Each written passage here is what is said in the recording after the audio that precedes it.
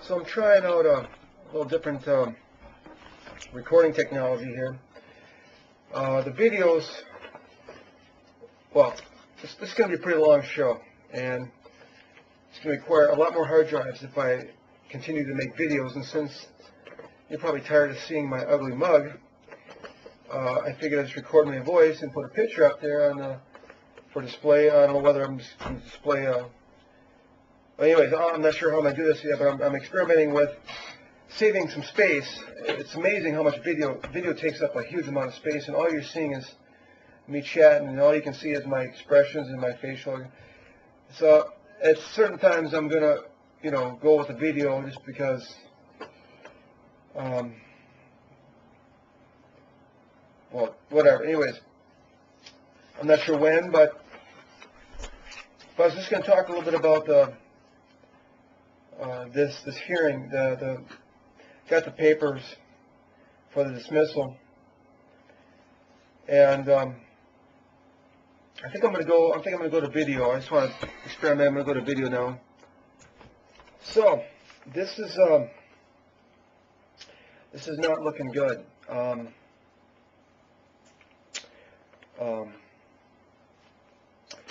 Basically, the gist is Jekyll and Hyde. The judge is Jekyll and Hyde. She was so kind before, and she's utterly evil in this document. And so it's led me to believe that somehow that Donna was the magic ticket. That in order to win that somehow she was the good luck in this, because it's just completely Jekyll and Hyde. The judge was so giving me everything, and then now she's just bending me over, and everything that could be talked about and gone against me, including proper serving. That I didn't bring any facts. And thus there was no evidence. I didn't bring any facts. I didn't bring any evidence, and thus almost all this stuff goes away. The molestation of the daughter, no evidence. Of course, what I try to bring up was, well, listen, I need more discovery so that I can get the evidence. She then says that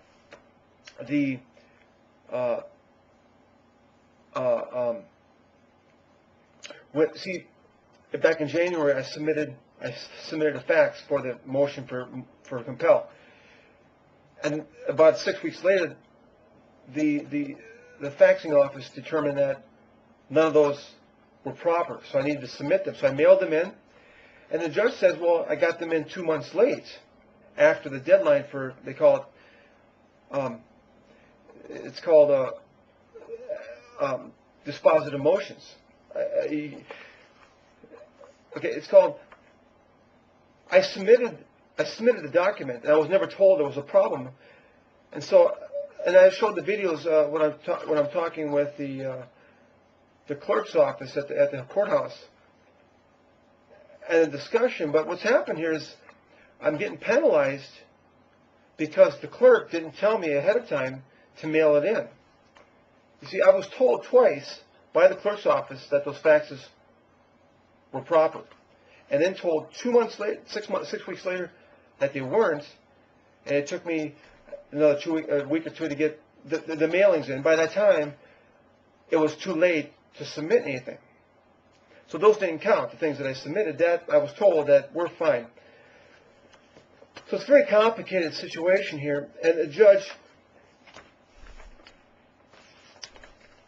it's like, excuse me, but I submitted fax document. It's like a completely go F yourself, man.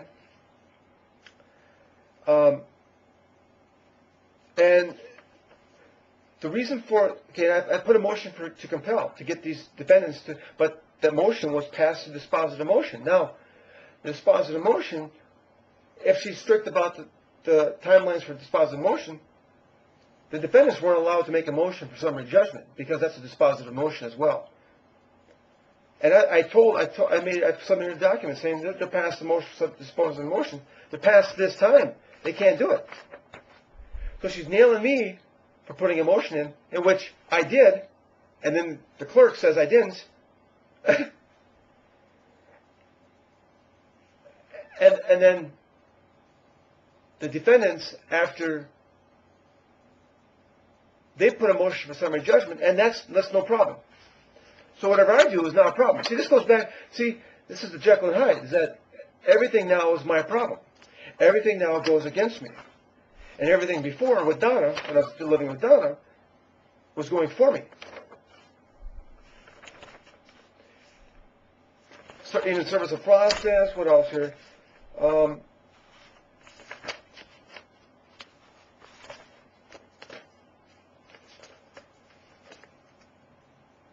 Even the judge, Mark Barris, even the claims against him are dismissed. And they're submitting it, and she's dismissing it with prejudice, it looks like, which basically means I can't ever bring up these things with, I can't ever bring these things up with them.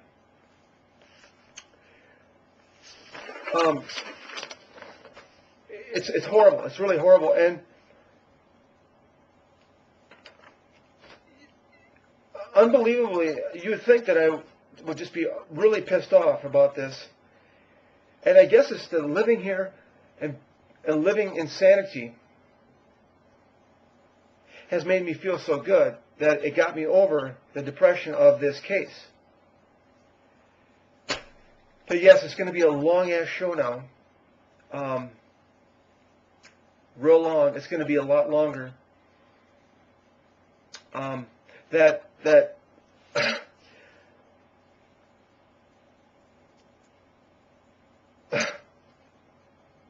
in this, it's pretty sizable. It never says that none of these things didn't happen. It just simply says I didn't submit evidence. And that evidence I was trying to gain via the discovery, which the defendants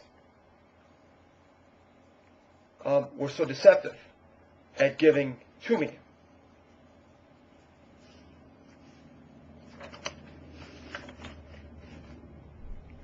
So,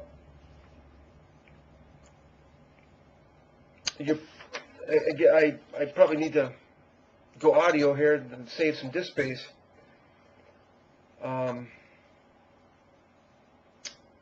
But this thing with Donna, I was thinking that no way could being with Donna have brought this good luck. And I'm going to retreat on that one and say that somehow she has brought good luck. The thing about being with Donna is that she also brought lies under oath. It took Donna 6 months to be able to commit a lie to me in our research together. And then it took a little while, a few months, a month or 2 months or 3, and for the defendants in this case to submit lies, and it was question mark as how they did it, and I wanted some more discovery to make sure that what they did was legit. So, as you've seen in my previous video, I'm asking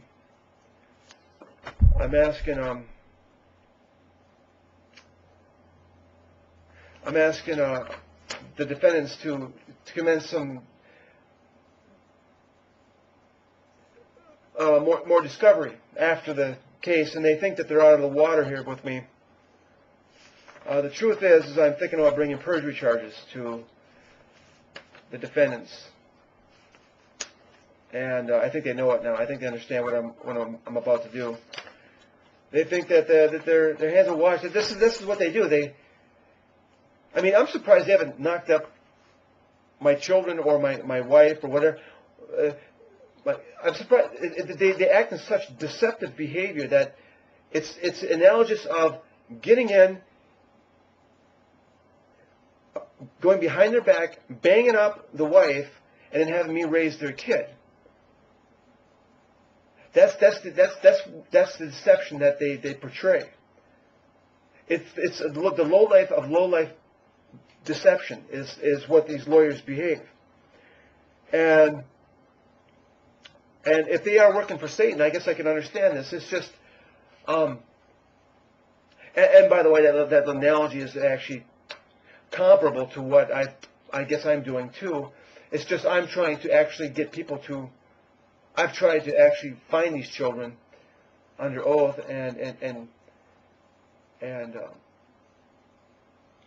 so it's a funny analogy I make, because I'm actually doing what they're doing. I'm actually knocking up ladies and having surrogate fathers raise them.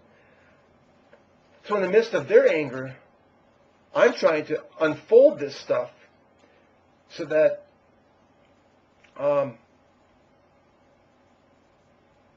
well, it'd be like an avalanche effect of anyways, I'd end up paying child support. I want to assume some responsibility for what's going on out there. But because this case went downhill, and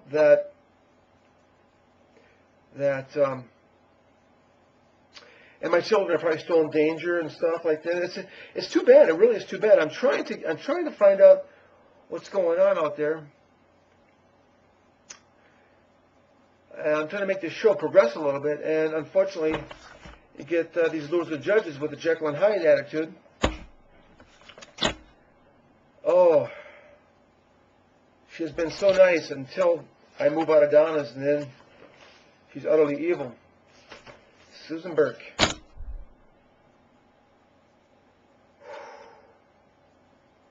So now I've got an issue with the clerks at the courthouse. And I have to find names of the... Oh, God. This sucks. And I need to stop doing videos. So maybe we'll go back to video here and see how that works. This is like a 26 megabyte file for this video so far.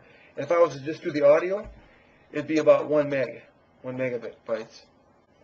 So it pays to save a lot of space when you don't do the video.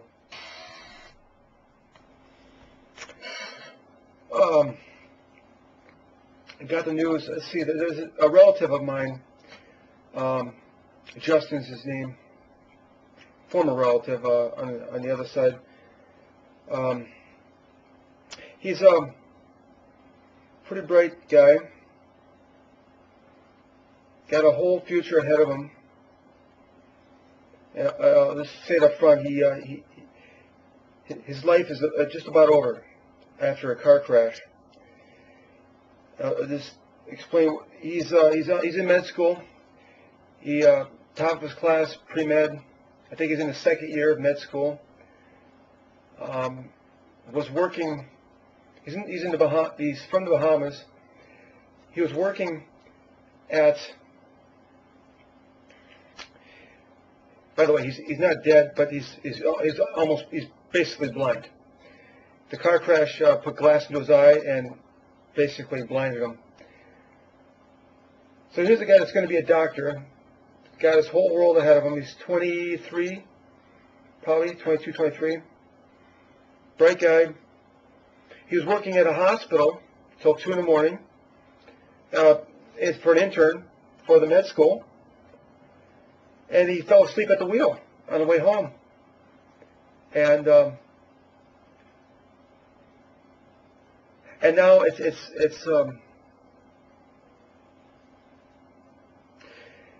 a horrible story. It really is. It's horrible. And this is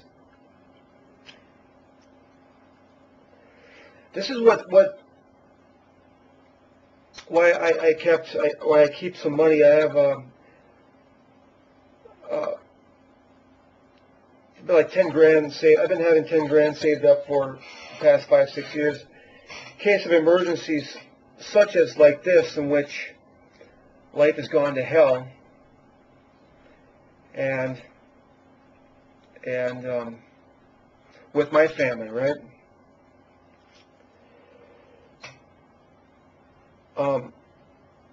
And so, I mean, it's, you know, you keep a nest egg in case something goes wrong, like a situation. In this case, it's not my family, but it's pretty close. Such that it makes me realize that, you know, my kids are just some of the best creatures on the planet. I really am proud of them. They get no trouble. I hear nothing about anything going wrong in school. They don't cause trouble. They don't stir up trouble. They stay out of harm's way, just as a natural state of life. And I'm so proud of them. I cannot even put into words. And I hope I'm not knocking on wood in which all of a sudden something goes wrong here. But my friend Tim Garrity is trying to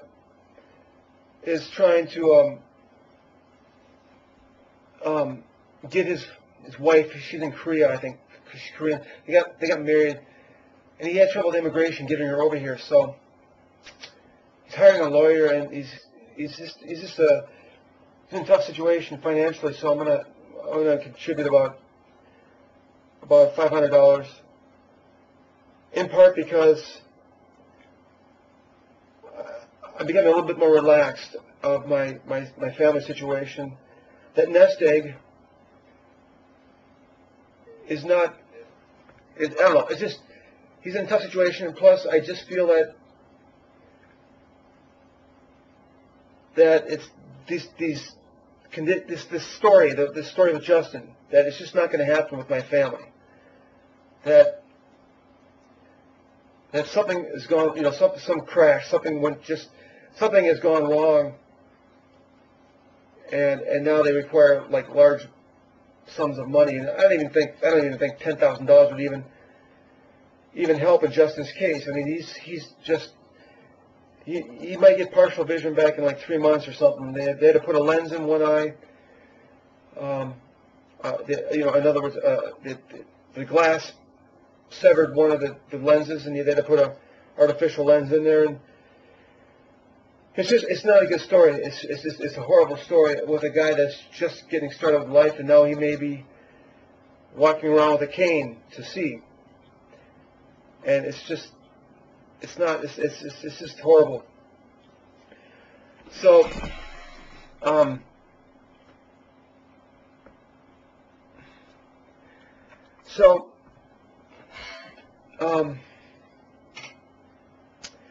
So I'm glad to help out Tim here.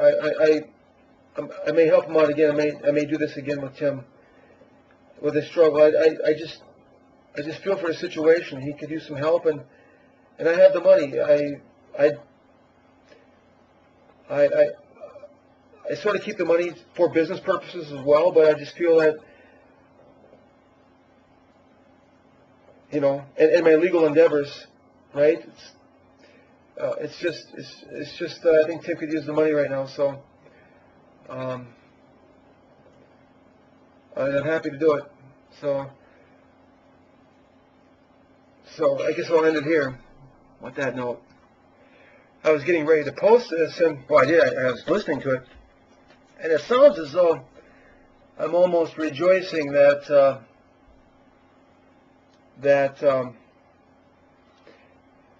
it wasn't my kids. In other words, I'm celebrating the fact that this didn't happen to my kids, such that I'm willing to give up some money that I was saving for the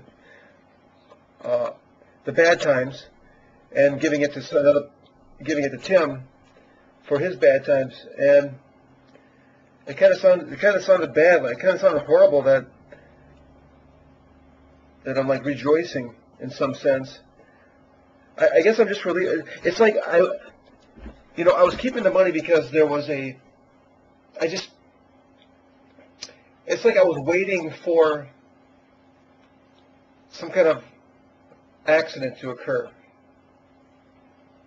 And it's like I was hanging on the money because I'm waiting for this accident to occur. And when I heard that it came from somebody else, I guess I just didn't realize that it's not going to happen with my kids. It's kind of a weird thing. It's strange. It's like it's almost like a premonition. Like, okay, I'm expecting something horrible news like this to occur close to my family. I'm keeping it for my kids in case something like that occurs.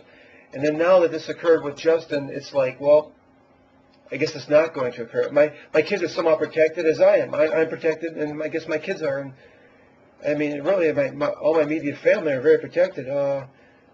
Parents, I mean, my dad had a miracle heart attack. I guess, doctor said he should have died. You know, and he's a kind of a miracle that he's alive. And there's like a protection that my family, my immediate family are in, and anyway, so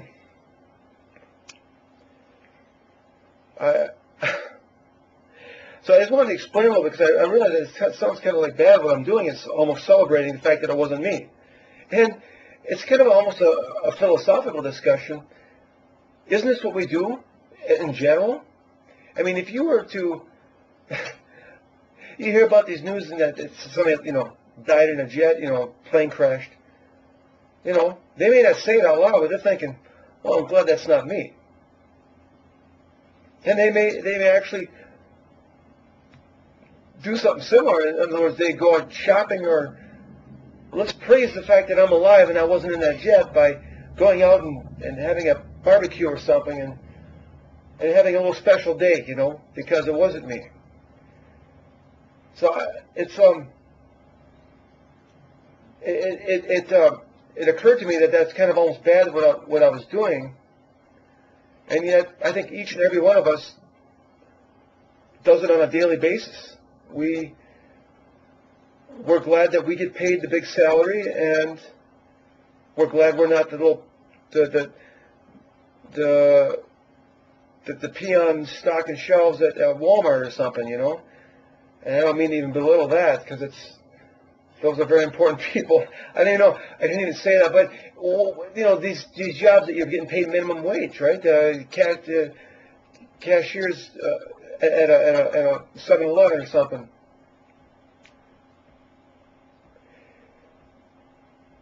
Most of us could give a crap. Well, they see those people at the 7-Eleven, they go, "God, they're getting paid about $7 an hour. Thank God that's not me. Thank God I got a good job." Provide no effort to help the situation. Give them there's nothing given to the clerk or the shelver at the Walmart to help his life better. You just think, well, thank goodness I've got my job, and too bad for him or her. So it's a thing that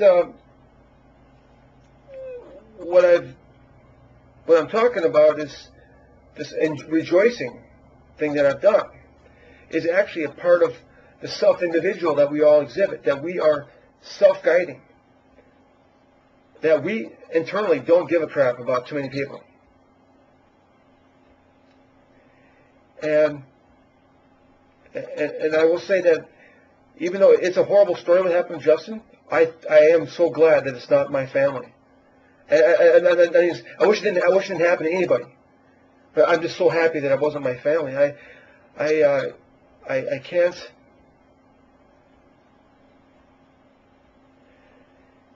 Oh, it's borderline. It sounds kind of like a bad to say that, but it's the truth, and every one of us exhibits that. Thank goodness it wasn't me or my family, and yet it is still horrible what happened to him. I wouldn't wish it on anybody.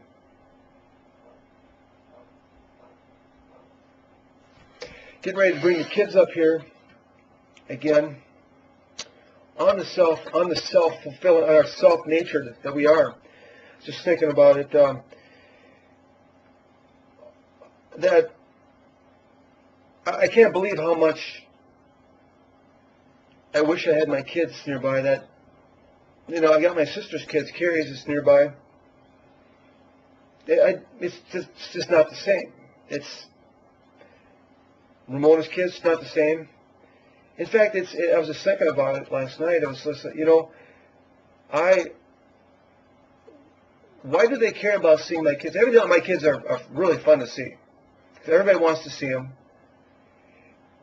Aaron, who despises me, went down and saw them in the Bahamas recently. without telling me, by the way, without telling me he was going down there. I tried to get him to, as I said, get a webcam and a headphones so that, things cost like 4 times the amount down there as up here. He didn't even tell me he was going down there, so I could better prepare him for bringing some needed items down there. And so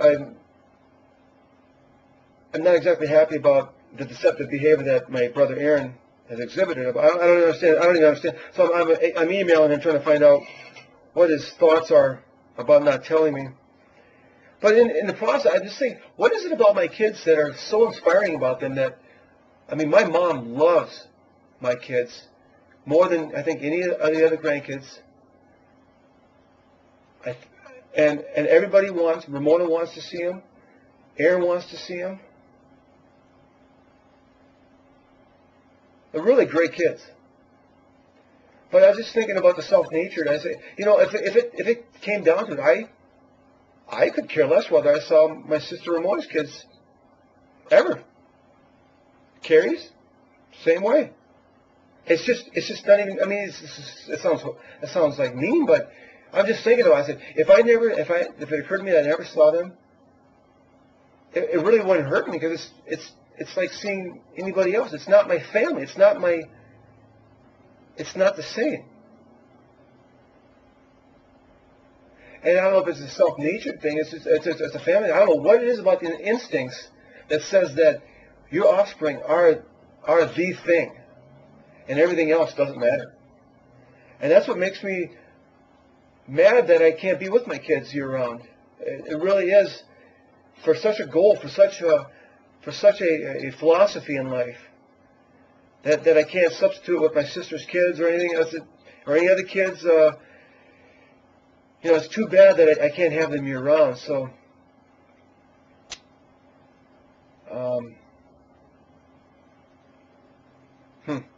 anyways, I think that I put an addendum to the current file with this one, and until next time.